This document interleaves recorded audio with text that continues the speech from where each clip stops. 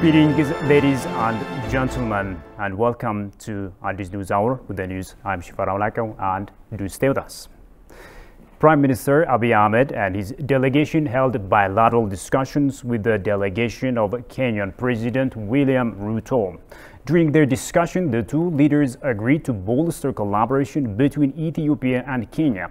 Kushumel Sow has more. Kenyan President William Ruto arrived in Addis Ababa Thursday for official working visit. Prime Minister Abiy Ahmed and other senior government officials accorded warm welcome to Ruto upon his arrival at Paul International Airport. Prime Minister Abiy Ahmed and his delegation held discussions on bilateral and regional issues. During their discussion on bilateral and regional issues, the two leaders agreed to bolster collaboration between the two countries. Prime Minister Abiy Ahmed tweeted that the relations between Kenya and Ethiopia is established on strong foundations and cordial cooperation focused on matters of mutual interest. Ruto urged Prime Minister Abiy Ahmed to make use of the Lamu port as the home port for the southern parts of Ethiopia. It was Ruto's first visit to the country since his election in August, when he replaced Uhuru Kenyatta. We are exploring new fronts in our relations with Ethiopia to pursue shared interests, especially in the area of technology, for our mutual prosperity. President Ruto tweeted on arrival in Ethiopia's capital, Addis Ababa. After the discussion, William Ruto has visited recently inaugurated Science Museum in the capital, Addis Ababa.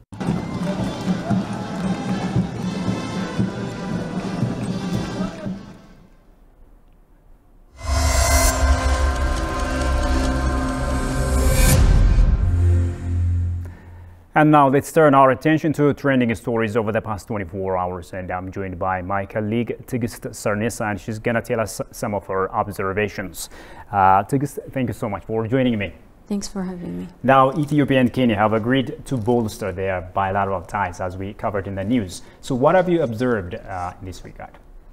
I've seen an article that is titled Ruto's Deal with Ethiopia's Prime Minister to lower food prices in Kenya, it says. And the article goes on saying that President William Ruto and Ethiopia's Prime Minister Ahmed on Thursday, October 6, reached an agreement that will allow Kenya to import wheat from Ethiopia. According to the statement from Kenya's State House, the importation of wheat from Ethiopia will help stabilize food prices in Kenya amid the recent high cost of food prices. This agreement was part of the bilateral talks between President Ruto and Prime Minister Abiy Ahmed during the former's visit to Addis Ababa. And the head of state from William Ruto, further reiterated that Kenya and Ethiopia will work together in exploiting economic potential between the two countries. And it is to be recalled that despite challenges facing Ethiopia, wheat production is expected to reach 70%, which alleviates the importation of food production wheat from foreign countries. Right.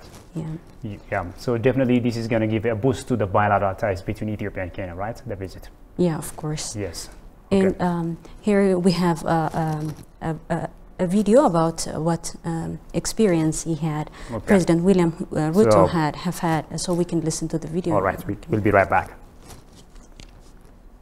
And for the better part of the morning, I have engaged a very difficult person. You people of Ethiopia, you are lucky, you have a genius for a leader.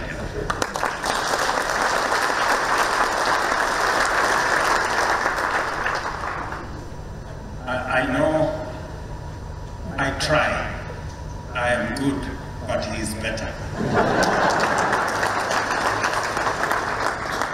And thank you, Prime Minister Dr. Abiy, for making it possible for me to go back home, having accomplished the assignment the people of Kenya sent me here to do. Wow, so what more can you tell me about what the president said in this regard? both heads of state showed commitment of enhancing relationship between the two East African nations, which shows the Pan-Africanism in the making. Yeah, Pan-Africanism in the making. Thank you so much. Thank you.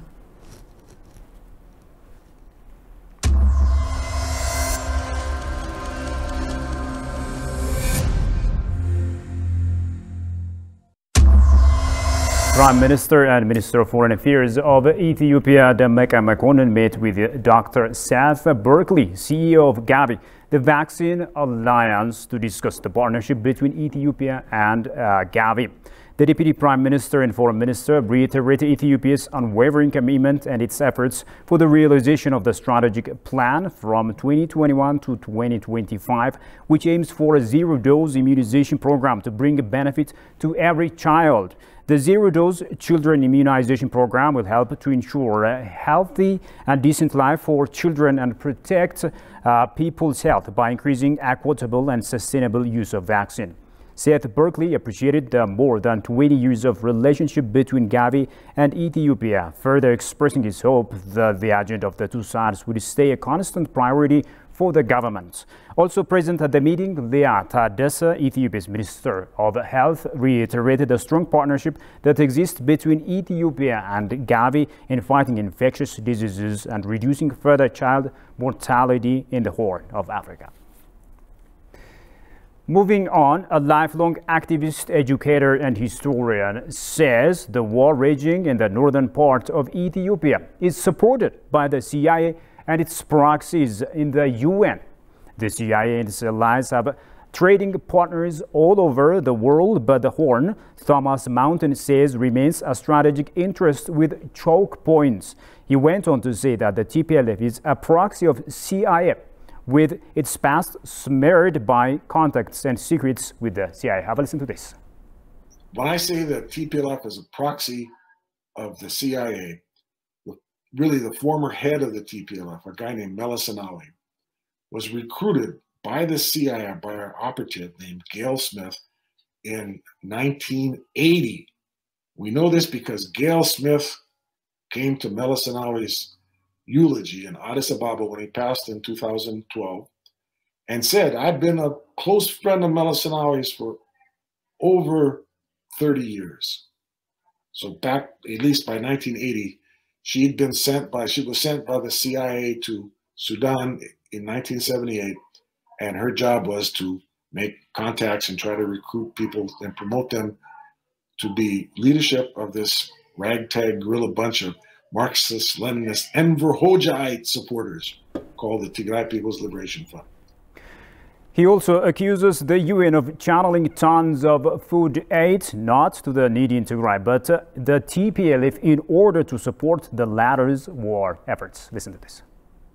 The UN has been caught doing, in this latest war, turning over thousands of tons of food aid to the TPLF army instead of being used to feed the people that was meant for. So this Tedros, I call him Tedros the terrorist, oversaw this genocide. And not only that, but there was two very mysterious outbreaks of cholera during this time period from 2006 to 2018. Now, at that time, there were no reported cases of cholera in any of the neighbors around the Ogaden. But cholera is endemic in the province of Tigray, where the TPLF comes from. So how did cholera show up in Ogaden if it wasn't in any of their neighbors? It couldn't have been brought across borders by people that were sick going to water hole to water hole. Somebody had to have introduced it. And it would have been very easy for Tedros the terrorist to have some of his cronies collect cholera samples and have them introduced into the water wells in the Ogaden and cause these two outbreaks. And while this cholera outbreak was raging, two of them, he blocked all the medical aid to the region. In this auspicious Ethiopian New Year, ETV English will bring you new programs that will inform and update you on major national and continental issues that matter.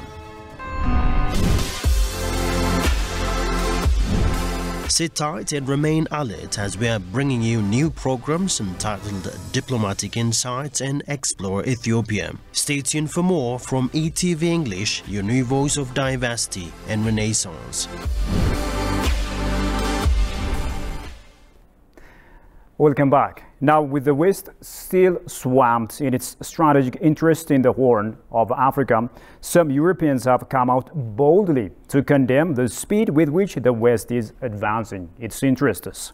These Europeans say that the last thing Africa needs is a military base or weapons. Have a listen to this.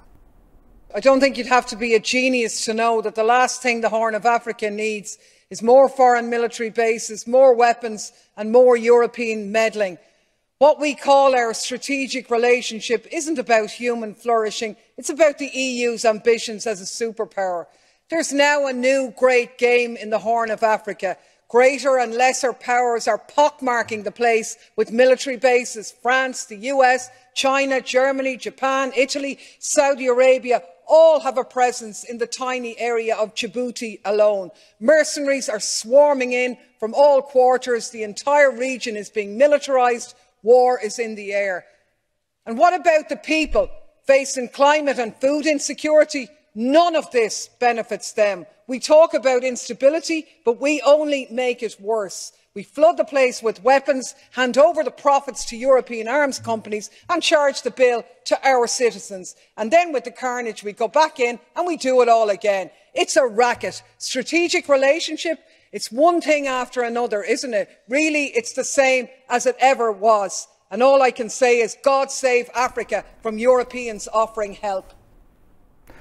Moving on the eve of the upcoming Trade with Ethiopia event to be held in Djibouti, the Ethiopian ambassador to Djibouti, Ambassador Birhanu Tsaggaye, held talks with Kome Chipsa, owner and CEO of Afro Valley. Following an increase in the volume of sea-air cargo operations, Ethiopian Airlines, along with revolutionary companies such as Afro Valley, has finalized preparations to host the trade event aimed at enhancing market linkage, creating direct links with international buyers, and thereby transforming the lives of Ethiopian farmers. Ambassador Birhanu noted the experience and high-caliber companies such as Afro Valley bring forth to Ethiopia to scale up efforts in digitalization, global market penetration, and sustainable market linkage, while also expanding untapped market opportunities in Africa. Now, the Minister of Transport and Logistics, Dagmawit Moges, says Ethiopia's election as a member of the International Civil Aviation Organization Council indicates the country's massive contribution to the global aviation sector. The International Civil Aviation Organization, which consists of 193 member countries, elected Ethiopia as a member of the organization's council with an overwhelming majority. Shogai Amato has more on that. Minister of Transport and Logistics Dagmawit Moges, who had an online interview with Ethiopian news agency, said that Ethiopia was elected as a member of the International Civil Aviation Organization Council by the highest vote, and this will bring great hope and opportunity in aviation sector in particular. The minister also indicated that Ethiopia's election as a member of the council by a large vote would help to protect the country's national interest. በእኛ ካታጎሪ ወይም በእኛ ክፍል ከተሳተፉ የአፍሪካ ሀገራት የመጀመሪያውን ድምጽ በማግኘት ነው ሀገራችን ኢትዮጵያ የካውንስል አባል የሆነችው። ከዛም ባሻገር ከሌሎች ሀገራትም ሲነጻጸር ከፍተኛ ቁጥር ያለው ድምጽ አግኝተን ነው ኢትዮጵያ የካውንስል አባል ሆና የተመረጠችውና ይሄ ትልቅ ድል፣ ትልቅ ተስፋ እና ትልቅ እድል ነው ብለን ነው የምናምነው። ኢትዮጵያ በዚህ ረገድም በማደግ ላይ ላሉ በተለይም ደግሞ እንደኛ የባህር በር ለሌላቸው ላንድ ሎክድ ለሆኑ ላንድ ሊንክድ ለሆኑ ሀገራት እና ለደሴቶች ድምጽ ሆና መውጣት የምትችልበት የመሪነት ሚናውን መጫወት የምትችልበት እድል በከፍተኛ ደረጃ የሚያስገኝልን ስለሆነ ውጤቱም ድሉም ብሔራዊ ጥቅማችንን ከማስከበር አንፃር ያለው ማስተዋጽኦ ከፍተኛ ነው ብሎ መውሰድ ይቻላል። Moges also stated that before the election, African countries made a campaign to be a member of the Council in the African Foreign Affairs meetings, and this time it is possible to see the results. የካውንስሉ አባል ሆኖ ለማገልገል እድል ማግኘት ቀላል አይደለም።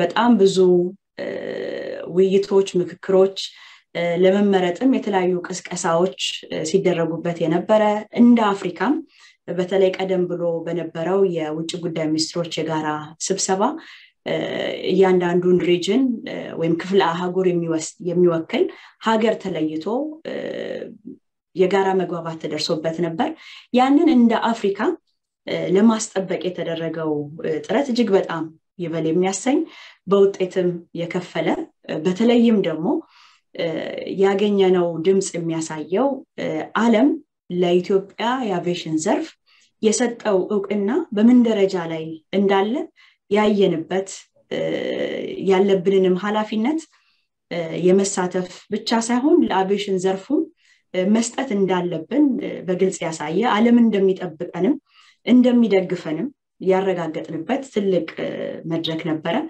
በዚህ ምክንያት ለመላው ኢትዮጵያውያን እንኳን ደስ ያላችሁ እንኳን ደስ ያለን ለማለት ፈልጋለሁ Ethiopia is a founder of the International Civil Aviation Organization and one of the countries that signed the International Civil Aviation Convention.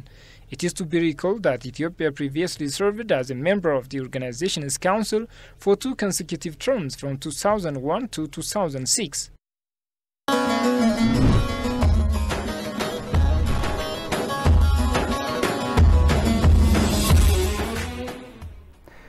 Moving on, the newly inaugurated Science Museum is credited with being significant in advancing Ethiopia's scientific, social, cultural, and economic benefits in Africa and the rest of the world. And this innovation discoveries are on display in this exhibition. During the occasion, youth visitors emphasized how the Scientific Museum will serve as a springboard for increasing human labor education in the technology and innovation industry. Binyam Getan has compiled the story as follows.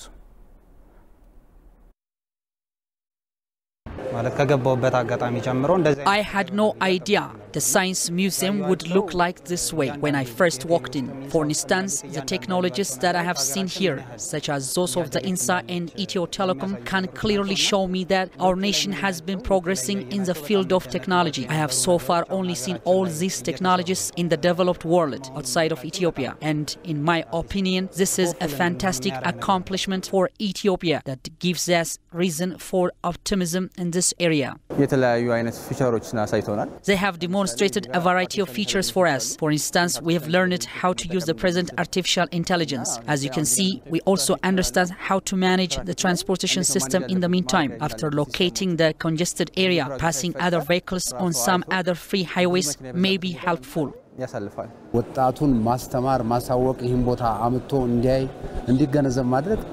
think that if the youth can come and learn about it, the technological exhibits in this science museum can play a very important role. Expanding on the work already done and safeguarding it, in my opinion, might be quite significant. We frequently see a variety of things being done successfully. These customs ought to be upheld, and Ethiopia ought to be able to compete with the rest of the world in this area. To safeguard the success of the country, I think the government may be fervently trying to strengthen the technological industry. And finally, Captain Ibrahim Traore was appointed president of Burkina Faso on Wednesday. The presidential appointment comes less than a week after last week's coup in Burkina Faso. Take a look at this news. Captain Ibrahim Traore was appointed president of Burkina Faso on Wednesday. The appointment comes less than a week after the latest coup in the West African country, the second in less than 9 months. Spokesperson for the Patriotic Movement for Safeguarding and Restoration, speaking on national television. The president of the Patriotic Movement for Safeguarding and Restoration will serve as head of state and supreme commander of the National Armed Forces. He is the guarantor of the independence of the judiciary.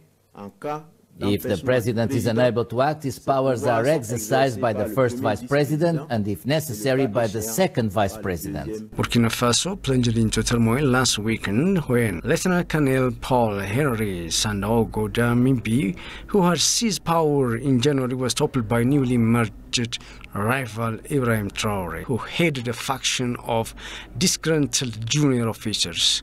Earlier this week, delegates from the Economic Committee of West African States, ECOWAS, visited the country on a fact-finding mission and held meetings with religious and traditional leaders as well as the new military ruler. And the viewers, with that, we come to the end of today's stories. Thank you so much for joining us.